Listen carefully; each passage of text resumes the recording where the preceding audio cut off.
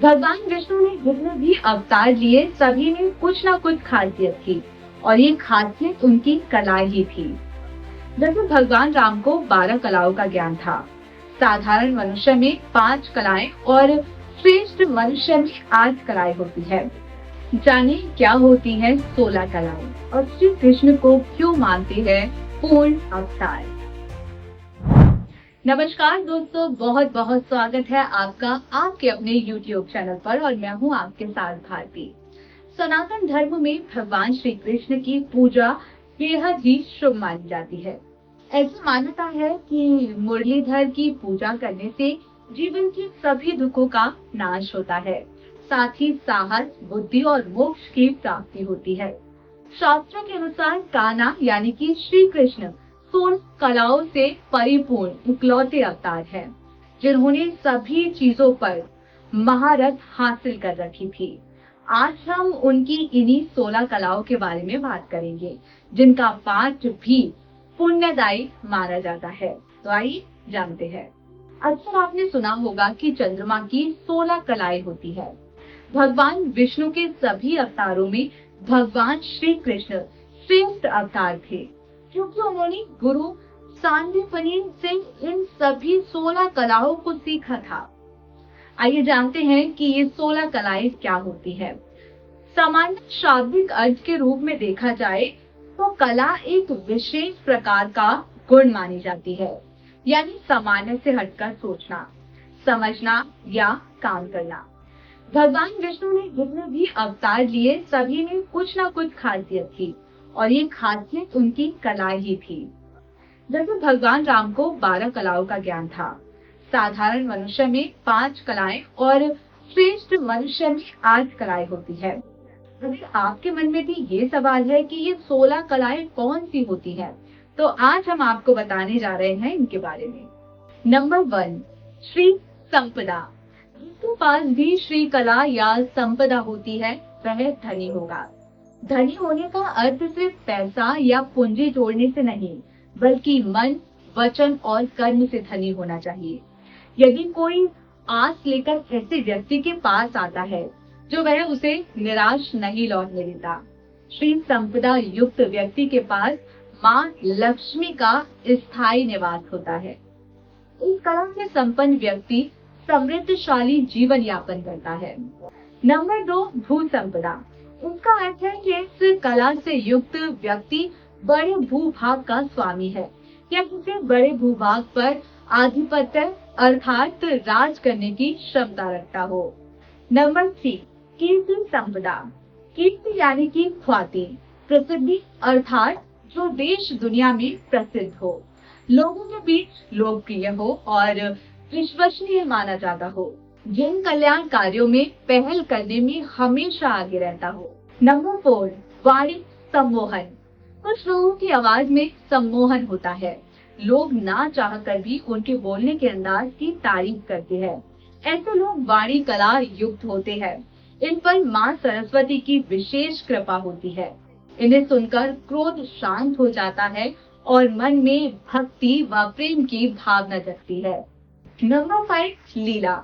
इस कला से युक्त व्यक्ति चमत्कारी होता है और उसके दर्शन से ही एक अलग आनंद मिलता है। श्री हरि कृष्ण श्री हरि की कृपा से कुछ खास शक्ति इसे मिलती है, जो कभी कभी अनहोनी को होनी और होनी को अनहोनी करने के साक्षात दर्शन करवाते हैं।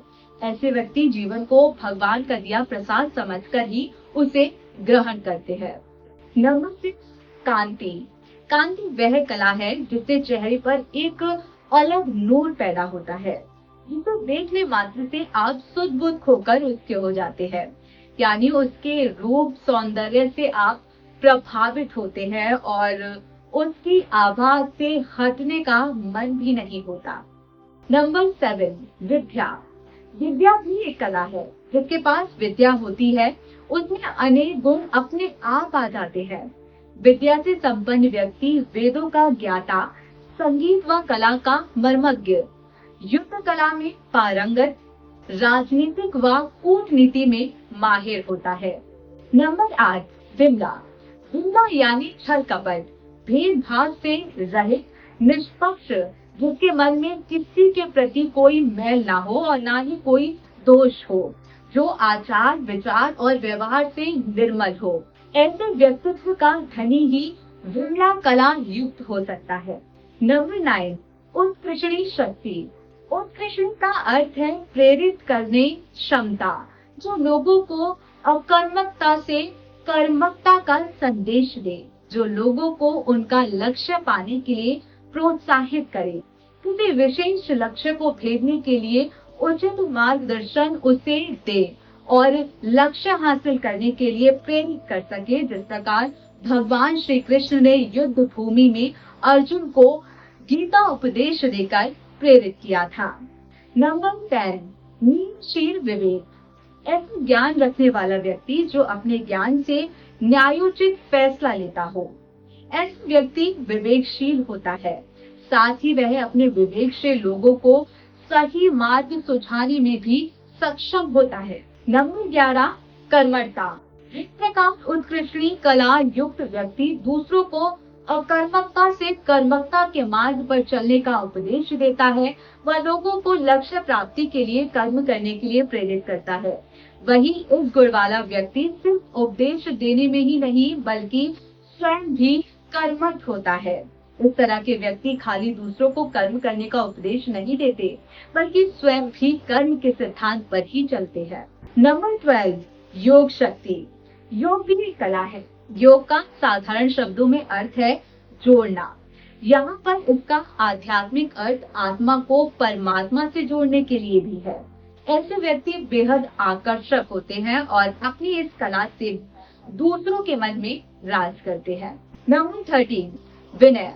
उसका अभिप्राय है विनयशीलता, यानी जिसे अहम का भाव छूता भी ना हो, जिसके पास चाहे कितना ही ज्ञान हो, चाहे वह कितना ही धनवान हो, बलवान हो, मगर अहंकार उसके पास ना भटके। नंबर 14, सत्य धारणा। वे ही होते हैं जो सत्य का मार्ग अपनाते हैं और किसी भी प्रकार की कठिन से कठिन परिस्थितियों में भी सत्य का दामन नहीं छोड़ते। इस कला से संपन्न व्यक्तियों को सत्यवादी कहा जाता है। लोक कल्याण व सांस्कृतिक उत्थान के लिए ये कटु से कटु सत्य भी सबके सामने रखते हैं। नंबर 15, आधिपत्य। आधिपत्य का तात्पर्य जोर जबरदस्ती से किसी पर अपना अधिकार जताने से नहीं, बल्कि एक ऐसा गुण है जिसमें व्यक्ति का व्यक्तित्व ही ऐसा प्रभावशाली होता है कि लोग स्वयं उसका आधिपत्य स्वीकार कर लेते हैं, क्योंकि उन्हें उसके आधिपत्य से संरक्षण का एहसास व सुरक्षा का विश्वास होता है। नंबर 16, अनुग्रह क्षमता। अनुग्रह की क्षमता होती है, वह हमेशा दूसरों के कल्याण में लगा रहता है, परोपकार के कार्यों को करता है। उनके पास जो भी सहायता के लिए पहुंचता है वह अपने सामर्थ्य अनुसार उस व्यक्ति की सहायता भी करते हैं। जिन लोगों में ये सभी कलाएं अथवा इस तरह के गुण होते हैं वे ईश्वर की तरह ही होते हैं। हालांकि किसी इंसान में इन सभी गुणों का एक साथ मिलना असंभव है। ये सभी गुण केवल द्वापर युग में भगवान श्री कृष्ण के अवतार के रूप में ही मिलते हैं, जिसके कारण ये उन पूर्ण अवतार और इन 16 कलाओं के स्वामी कहलाते हैं। मैं आशा करती हूँ कि ये वीडियो आपको पसंद आया होगा। वीडियो को लाइक करें, शेयर करें और हाँ, कमेंट्स में जरूर बताएं कि आपके अंदर इनमें से कौन सी कला है। और अगर आप हमारे चैनल पर पहली बार आए हैं तो इसे जरूर सब्सक्राइब करें। धन्यवाद।